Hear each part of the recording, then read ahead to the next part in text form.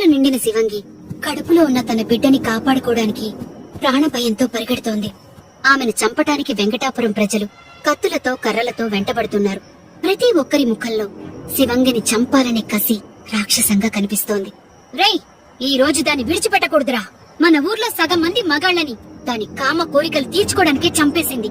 అలాంటిది భూమి మీద బ్రతకడానికి వీలేదు. దాని బిడ్డ ఈ లోకాన్ని చూసే లోపే తల్లిని బిడ్డని ఈ లోకం నుంచే పంపించేయాలి అని వెంటపడుతున్న గుంపులో ఒకడు కర్కశంగా అన్నాడు. పులి నుంచి పారిపోతున్న లేడీ పిల్లలా ఉంది శివంగి. అంత భయంలోనూ తన తల మీద ఉన్న కొంగుని వదలడం లేదు. ఆ కొంగు ఆమె ముఖాన్ని సగం వరకు కప్పేసింది. మబ్బుల చాటున దాగున్న చందమమలా ఉంది ఆమె ముఖం. ఆల్చిప్పల్లాంటి కళ్ళు, తేనెలూరే పెదవులు సగం సగం కనిపిస్తూ మురిపిస్తున్నాయి. ఎంతటి మగాణ్ణైనా చూడగానే ఆకట్టుకునే శరీర సౌష్ఠవం తనది. శివంగి అందచందాలే ఇప్పుడు ఆమె పాలిట శాపాలయ్యాయి. వెంకటాపురంలో గత 12 నెలలుగా జరుగుతున్న హత్యలకి శివంగికి ఏదో సంబంధం ఉందని ఆ గ్రామ పెద్ద శంకరయ్య చెప్పడంతో ఊరి మొత్తం శివంగిని చంపడానికి బయలుదేరింది. ఆ గుంపులో ఆడవాళ్లు కూడా ఉండటం విశేషం. ఆయాసపడుతూ పరిగెడుతున్న శివంగి తన కడుపు మీద చెయ్యి వేసి, నాన్నా, వీళ్ళ మాటలను పట్టించుకోకు. అమ్మ ఎప్పటికీ అలా చెయ్యదు. నీ ప్రాణాలకి నా ప్రాణాలు అట్టేసి కాపాడతాను. భవిష్యత్తులో నేనే నిన్ను చంపడానికైనా సరే ఇప్పుడు నిన్ను కాపాడతాను నాన్నా అని తన బిడ్డతో అంటున్న ఆమె మాటలకి ప్రకృతి ఒక్కసారిగా స్తంభించింది. ఆకాశంలో పేరుకుపోయిన నల్లటి మేఘాలు ఆక్రోశిస్తూ చీకటిని ఇంకా ఎక్కువ చేశాయి. ఎప్పుడూ లేనంతగా ఆకాశం భయంకరంగా ఉరుముతోంది. గాలి ప్రాణాలు తీసేంత విపరీతంగా వీస్తోంది. భూమి ఎందుకో భయపడుతోంది. ఏదో విపత్తుకి గుర్తుగా వణికిపోతోంది. శివంగి, నీ బరువు నేను మొయ్యలేనన్నట్లు శివంగి అడుగుల్ని తడబడేలా చేస్తోంది భూమాత. శివంగి మాటలు లోపలున్న పిల్లాన్ని కూడా భయపెట్టినట్టు ఉన్నాయి. అందుకే బయటికి రావడానికి తొందరపడుతూ శివంగికి పురిటి నొప్పులు వచ్చేలా చేశాడు. ఎముకలు విరిచేస్తున్నంత నొప్పి ఆగి ఆగి రావడంతో ప్రాణాలు పోయేలా అరుస్తూ, కాసేపు ఓపిక పట్టు నాన్నా, ఈ ఊరి పులిమేర దాటగానే బయటికొచ్చేద్దు గాని ఈ ఊరిలో నువ్వు ప్రాణం పోసుకుంటే నా వెనక పడుతున్న ఈ రాక్షసులు నిన్ను చంపేస్తారు. కాని నిన్ను చంపే హక్కు నాకు మాత్రమే ఉంది అని నొప్పిని భరిస్తూ ఒక్కో మాట కూడి తీసుకుంటూ అంటుంది శివంగి. నిన్ను చంపే హక్కు నాకు మాత్రమే ఉంది అనే మాటలు ఆ ప్రాంతం అంతా ప్రతిధ్వనించాయి. అదే సమయంలో ఆ ఊరి పంచాయతీ దగ్గర గుమికూడిన జనం శంకరయ్య కోపాన్ని చూస్తూ భయపడిపోతున్నారు. ఎక్కడ్రా ఎదవుండా అని గంభీరంగా అరిచాడు శంకరయ్య. అతడి కళ్ళు కోపంతో ఎర్రపడ్డాయి. వయసు 50కి దగ్గరగా ఉన్న శంకరయ్య ఒంట్లో ఇంకా పటుత్వం పోలేదు. రోజూ చేసే కర్రసాముకి అతడి శరీరం ఉక్కులా కనిపిస్తుంది. 10 మంది పెహల్వాల్ని ఒంటి చేత్తో మట్టి కరిపించగలడు శంకరయ్య.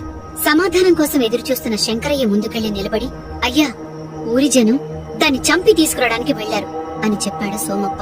అతని మాటలకి వెటకారంగా నవ్వి, దాన్ని చంపటం ఎవ్వరి వల్ల కాదురా. అది తలుచుకుంటే ఈ ఊరి మొత్తాన్ని కళ్ళు మూసి తెరిచేలోపు చంపేస్తుంది.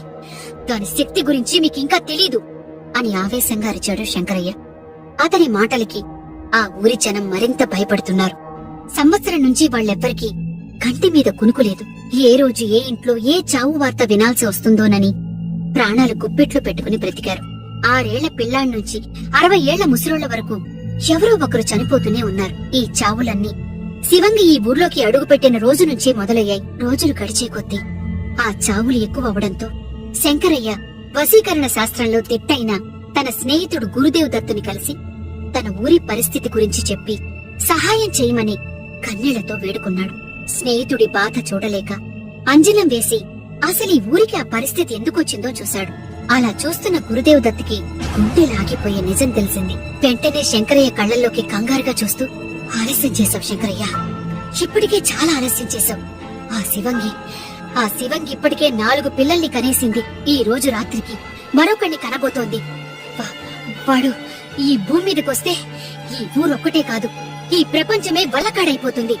చంపే దాని కడుపులో ఉన్న బిడ్డని చంపే అని భయపడుతూ చెప్పాడు గురుదేవ్ దత్త. అతని మాటల్ని గుర్తుకు తెచ్చుకున్న శంకరయ్య తన ఆలోచనలో నుంచి బయటికొచ్చి, ఎక్కడ్రా అది అని మళ్లీ పెద్దగా అరిచాడు. అతడి ఆవేశానికి భయపడి, అయ్యా, అది శ్మశానం వైపు పరిగెత్తడం నేను చూశానయ్యా మనవాళ్లు కూడా దాని వెనకాలే శ్మశానం వైపు వెళ్లారు అని వణుకుతూ నిజం చెప్పాడు ఊరి జనంలో ఒకడు. శివంగి శ్మశానం వైపు ఎందుకెళ్తుందో తెలిసిన శంకరయ్య సోమప్ప దగ్గరికి వెళ్లి, సోమా, నేను వెళ్లి దాన్ని తీసుకొస్తాను, నువ్వు వెళ్లి దాని 4 పిల్లల్ని తీసుకుని పాతాళ బావి దగ్గరికి రా అని చెప్పాడు. అతడక్కడి నుంచి తన మనుషులతో వెళ్లగాని శంకరయ్య ఊరి జనం వైపు చూస్తూ, నేను వచ్చేలోపు పాతాళ బావి దగ్గర మీరు చేయాల్సిన ఏర్పాట్లు మీరు చెయ్యండి అని చెప్పి అక్కడి నుంచి కొంతమందిని తీసుకుని శ్మశానం వైపు వెళ్లిపోయాడు. అతడు వెళ్లగాని ఆ గుంపులో ఒక ఆవిడ నిస్సహాయంగా తన పక్కనున్న ఆవిడ్ని చూస్తూ, అది మొదటి బిడ్డని కన్నప్పుడే మన ఊరి ఆచారం ప్రకారం చంపేసుంటే ఇప్పుడు మనకి ఈ పరిస్థితి వచ్చుండేది కాదు అని బాధగా అంది. అది ఈ గ్రామస్తురాలయ్యుంటే దొరగారు అదే చేసేవారు, కాని అది వేరే గ్రామం నుంచి తలదాచుకోవడానికి వచ్చిందని జాలిపడి వదిలేశారు అని సమాధానమిచ్చింది మరో ఆవిడ. ఆ జాలే ఇప్పుడు మన ప్రాణాల మీదకి తెచ్చింది. అయినా వదినే, అది ఒకే సంవత్సరంలో 4 ఎలా కందే అని అనుమానంగా అడిగింది. ఆ ప్రశ్నకి సమాధానం ఆమెకే కాదు, ఆ ఊర్లో ఉన్న వాళ్ళెవ్వరికీ తెలియదు. ఈ అనుమానమే గురుదత్త మాటల్ని నమ్మేలా చేసింది. అలా శివంగి గురించి మాట్లాడుకుంటూ మర్రి చెట్టు దగ్గరున్న పాతాళ బావి దగ్గరికి దారి తీశారు. ఊరికి దూరంగా ఉన్న సమాధుల మీద చీకటి కన్నా నల్లగా ఉన్న కాకి ఆహారం కోసం దెయ్యంలా తిరుగుతోంది. ఆ కాకి చూడటానికి మామూలు కాకిలా కనిపించటం లేదు. తరచి చూస్తే దాని వెనకాల కూడా చాలా పెద్ద కథే ఉంది. దాని శరీరంలో నుంచి వస్తున్న తెల్లటి పొగ కాలుతున్న చితి నుంచి వస్తున్న పొగకి సమానంగా ఉంది. ఆహారం కోసం వెతుకుతున్న కాకి ఒక సమాధి మీద వాలి అది రాక్షస గోళ్లతో సమాధిని తవ్వుతూ ఎముకల్ని బయటికి తీసింది. ఆ ఎముకల తాలూకు శవం మట్టిలో ఇంకా పూర్తిగా కలిసిపోలేనట్టు ఉంది. బయటికి తీసిన ఎముకలకి అక్కడక్కడా ఉన్న మాంసం ముక్కల చుట్టూ కొన్ని పురుగులు తిరుగుతూ జిగుప్స కలిగిస్తున్నాయి. భరించలేనంత కుళ్ళు కంపు భయంకరంగా వస్తోంది. ఆ కంపుని ఆస్వాదిస్తూ అందులో ఒక ఎముకని తీసుకుని దూరంగా ఉన్న చెట్టు మీద వాలి ఆ ఎముకకున్న మాంసాన్ని పొడుచుకుని తింటోంది. అలా తింటున్న కాకి శ్మశానం వైపు వస్తున్న శివంగిని చూసి, మాత, ఏంటి శ్మశానం వైపు వస్తున్నారు అంటూ కాళ్ల కిందున్న ఎముకని గాల్లోకి వదిలేసి శివంగి దగ్గరికి ఎగురుకుంటూ వెళ్లి ఆమె భుజం మీద వాలి వెనకాల కత్తులతో వస్తున్న జనాల్ని చూస్తూ, మాత, ఈ ఊరికి నిజం తెలిసిపోయిందా అని అడిగింది కాకి. దానికి సమాధానంగా శివంగి పురిటి నొప్పిని పంటి బిగువును అణుచుకుంటూ అవును అన్నట్టు తలూపింది. ఆమె సమాధానానికి ఆ కాకి భయపడుతూ, మరైతే మీ నిజ రూపంలోకి వచ్చేయండి మాత అని కంగారుగా అంది ఆ కాకి. లేదు మదనిక, ఇప్పుడు దానికి సరైన సమయం కాదు. నేనింకా 11 మంది పిల్లల్ని కనలేదు అని ఆయాసపడుతూ చెప్పింది శివంగి. మాత, ఇప్పుడు మీరు మొండిగా ఉంటే ఈ రాక్షసుల చేతుల్లో చచ్చిపోతారు. మీ మాట నేనసలు వినేదే లేదు అంటూ ఆమె వీపు మీదున్న పైట కొంగుని పక్కకి జరిపి అక్కడ ఉన్న శంఖం పుట్టుమచ్చని ముక్కుతో పడవబోయింది మదనిక. ఆ కాకి ముక్కు తన వీపును తాకే ఆఖరి నిమిషంలో శివంగి ఆ కాకి గొంతు పట్టుకుని, నేనింకా 11 మంది పిల్లల్ని కనలేదని చెప్తున్నాను కదా అని రాక్షసంగా అరిచింది. ఆమె అరుపుకి ఆ ఊరే అట్టుడిగిపోయింది. ఆమె నోటి నుంచి వచ్చిన ధ్వనికి వెనకాల పరిగెత్తుకుంటూ వస్తున్న జనం తుళ్లిపడి ముందుకు పడ్డారు. ఆ కాకి గొంతుని ప్రాణాలు పోయేలా పట్టుకుంటూ, ఊర్లో ఉన్న నా 4 పిల్లల్ని పొలిమేర బయటికి తీసుకునిరా అంటూ ఆ కాకిని దూరంగా విసిరేసింది శివంగి. ఆమెకి ఎదురు తిరిగితే ఏం జరుగుతుందో తెలిసిన మదనిక శివంగి పిల్లలకి దగ్గరికి ఎగురుకుంటూ వెళ్లిపోయింది. సమయం గడిచే కొద్దీ శివంగికి నొప్పులు ఎక్కువవుతున్నాయి. ఆమె పరిస్థితి ఇప్పుడో కాసేపు అన్నట్టుగా ఉంది. సరిగ్గా అదే సమయానికి శివంగి 5 అడుగుల దూరంలో ఉన్న పొలిమేరని చూసింది. పొలిమేర కనిపించగాని శివంగి కళ్లల్లో రాక్షస ఆనందం కనిపించింది. రేయ్, అది పొలిమేర దాటి బయటికి వెళ్లిపోవాలని చూస్తోంది. అదే జరిగితే ఊరు వల్లకాడైపోతుంది. పట్టుకోండ్రా దాన్ని అని అరిచాడు కింద పడ్డ వాళ్లలో ఒకడు. వాళ్ళు రావడం చూసిన శివంగి తన వేగం పెంచి పొలిమేర దగ్గరకు వెళ్లి దాన్ని దాటబోతుండగా భూమిని చీల్చుకుంటూ పైకొచ్చాయి అగ్ని జ్వాలలు. ఆకాశానికి హారతి పడుతున్నట్టుగా ఉన్న ఆ అగ్ని జ్వాలల్ని చూస్తూ, నన్ను ఆపక అగ్నిదేవా అని నొప్పులు అడుచుకుంటూ మళ్లీ పొలిమేర దాటబోయింది శివంగి. ఈసారి ఆ అగ్ని జ్వాలలు మరింత పెద్దగా రావడంతో శివంగి భయపడింది. ఆ అగ్నిలో ఏదో వింతైన ఆకారం బయటికి వచ్చి, నీకున్న శాపం కారణంగా నువ్వు 11 మంది పిల్లల్ని కనేంత వరకు ఈ ఊరి పొలిమేర దాటడానికి వీలేదు శివంగి. నీ చావైనా బ్రతుకైనా ఈ ఊర్లోనే అని ఆ ఆకారం రాక్షసంగా అరిచి చెప్పడంతో ఒక్కసారిగా షాక్ అయింది శివంగి. అసలు ఇలా జరుగుతుందని శివంగి ఊహించలేదు. ఇప్పటి వరకు ఏ ఆశతో ఇక్కడికి వచ్చిందో ఆ ఆశ తన శాపం మూలాన ఆవిరైపోయింది. శివంగి ఆకారం మాటల నుంచి తేరుకునే లోపు ఊరి జనం దగ్గరైపోయారు. ఏదో బాధ ఆమె గుండెల్ని తన్నేస్తోంది. శక్తి లేదు, సత్తువ లేదు, నెత్తుటి చుక్క లేదు, ప్రాణం లేదు. ఉన్నదొక్కటే, తన బిడ్డకు జన్మనివ్వాలనే ఆశ. ఉమ్మనీరు రక్తస్రావంతో బయటికి పోతోంది. నొప్పులు భరించలేక పక్కనే ఉన్న శ్మశానంలోకి పరుగులు తీసింది శివంగి. ఆమె శ్మశానంలోకి వెళ్తున్నప్పుడు ఓ సుడిగాలి ఊరి జనం మీదకి వెళ్లడంతో శివంగి ఎటు వెళ్ళిందో వాళ్ళకి కనిపించలేదు. ఆకాశం బరువుగా ఉరుముతోంది. రాబోయే ప్రళయాన్ని ఆపలేకపోతున్నందుకు ప్రకృతి పిచ్చి పట్టినట్టు వాతావరణాన్ని క్రూరంగా మార్చేసింది. రాబోతున్న రాక్షసుని మొయ్యలేను అన్నట్టు భూమి భయపడిపోతోంది. సమాధుల మధ్య పడుకున్న శివంగి ఆ నొప్పిని భరించలేకపోతోంది. ఒంట్లో ఎముకల్ని ఒక్కసారిగా విరిచేసినంత బాధ ఆగి ఆగి వస్తోంది. కడుపుని కిందకి ఒత్తుకుంటూ గట్టిగా పుష్ చేస్తోంది. 2 నిమిషాల తర్వాత పెద్ద కేక, అదే చివరి కేక. ఆ కేక తర్వాత పిల్లాడి ఏడుపులు తప్ప శివంగి ఏడుపులు వినిపించలేదు.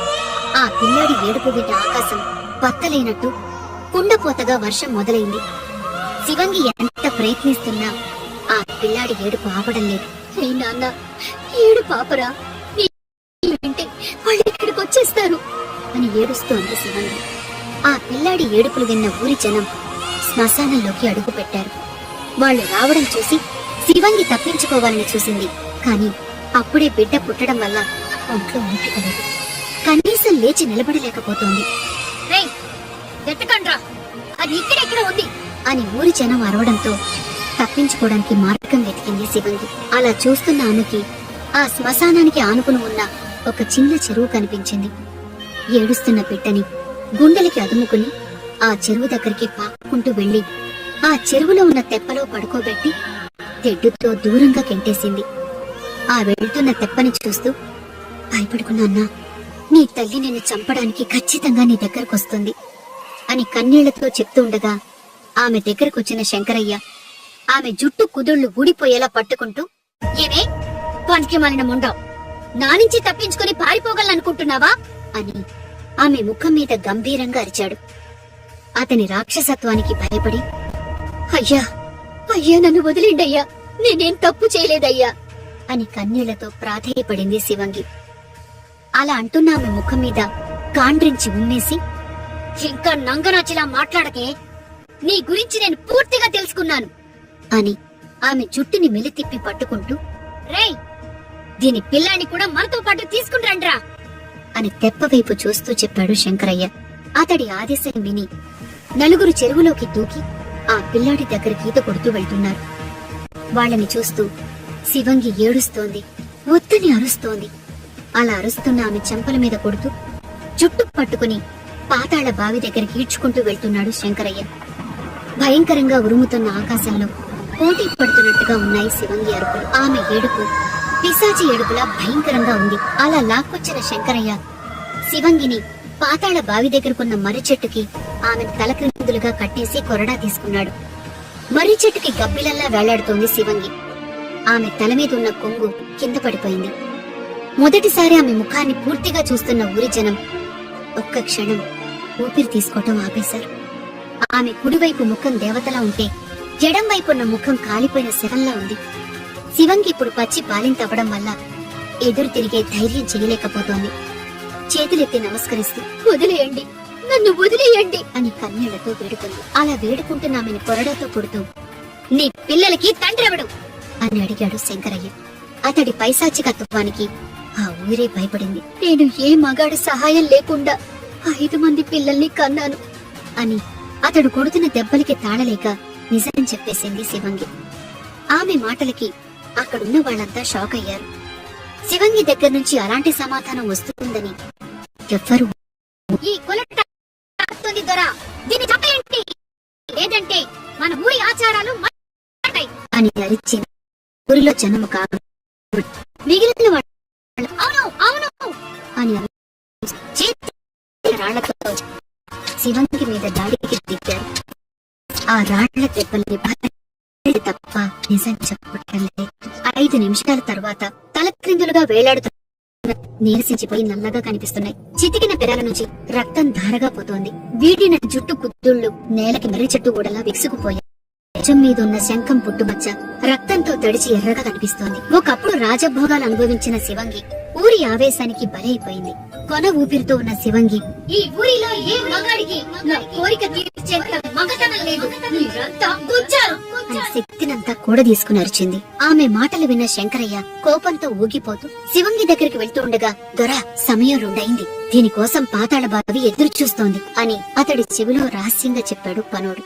అతడి మాటలకి శంకరయ్య తన వాచ్ చూసుకుని, రే ఆమె చేతి గోళ్లు తల వెంట్రుకలు పీకి బావిలో పడైండ్రా అని అరిచాడు. చేతి గోళ్లు పీకుతున్నప్పుడు శివంగి అరుస్తున్న అరుపులు ఆ ఊరి జనం గుండెల్లో మరణ భయాన్ని రేపింది. శంకరయ్య చెప్పింది చేసి శివంగిని పాతాళ గంగలోకి విసిరేశారు. ఆ బావిలో పడుతున్న శివంగి ఒక్కసారిగా కళ్ళు తెరిచి, తప్పు చేశారు, వదల్లో, ఏ ఒక్కటి వదల్లో, వస్తా, నేను మళ్ళీ తిరిగి వస్తాను అని పిశాచిలా అరిచింది.